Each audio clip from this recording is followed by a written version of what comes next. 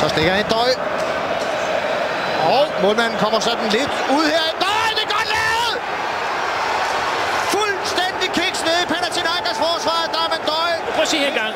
Se, hvor højt de står. Og der er ikke offside, skal vi lige understrege. Det er Saliegi, som står og vender som jeg vil sige, en damptrumle. Og så kommer så det her dybdeløb fra supersparket ind. Hvad sagde du, vender som en damptrumle? Ja, det ved jeg ikke. Det har jeg altså aldrig set ske, men det er altså rigtig godt sparket ind. Det er rigtig godt, det der. Og den kunne jeg da godt tænke mig at se op i krydset, den der.